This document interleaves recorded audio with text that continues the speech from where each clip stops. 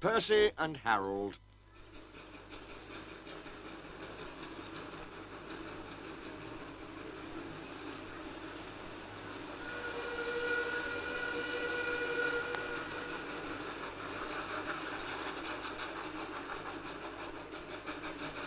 Percy worked hard at the harbour. Toby helped, but sometimes the loads of stone were too heavy, and Percy had to fetch them for himself. Then he would push the trucks along the quay to where the workmen needed the stone for their building. An airfield was close by, and Percy heard the aeroplanes zooming overhead all day. The noisiest of all was a helicopter, which hovered, buzzing like an angry bee. "Stupid thing," said Percy. "Why can't it go and buzz somewhere else?" One day, Percy stopped near the airfield. The helicopter was standing quite close. "Hello," said Percy. "who are you?" "I'm Harold. Who are you?" "I'm Percy. What whirly great arms you've got!" "They're nice arms," said Harold, offended. "I can hover like a bird. Don't you wish you could hover?" "Certainly not. I like my rails, thank you." "I think railways are slow," said Harold in a bored voice. "They're not much use, and quite out of date." He whirled his arms and buzzed away. Percy found Toby at the top station, arranging trucks. "I say, Toby," He burst out. "that Harold, that stuck-up whirlybird thing, says I'm slow and out of date. Just let him wait. I'll show him." He collected his trucks and started off, still fuming. Soon, above the clatter of the trucks, they heard a familiar buzzing. "Percy," whispered his driver, "there's Harold.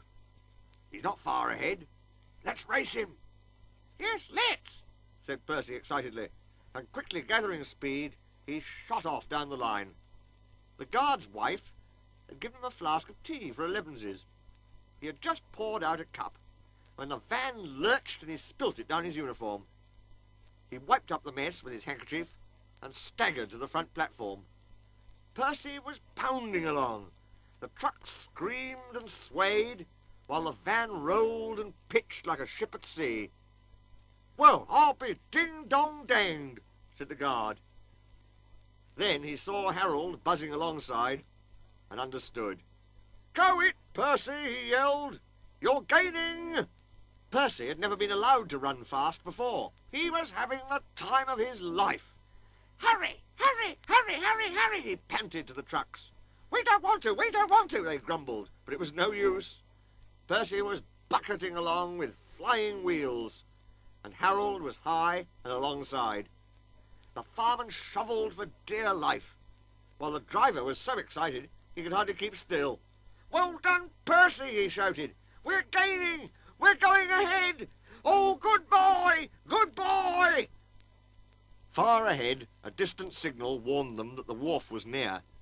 "Shut off steam, whistle, peep, peep, peep! Brakes guard, please!" Using Percy's brakes too, the driver carefully checked the train's headlong speed. They rolled under the main line and halted smoothly on the wharf. "Oh dear," groaned Percy. "I'm sure we've lost." The fireman scrambled to the cab roof. "We've won! We've won!" he shouted, and nearly fell off in his excitement. "Harold's still hovering! He's looking for a place to land!" "Listen, boys," the fireman called. "Here's a song for Percy." Said Harold Helicopter to our Percy, "You are slow. Your railway is out of date and not much use, you know. But Percy with his stone trucks did the trip in record time.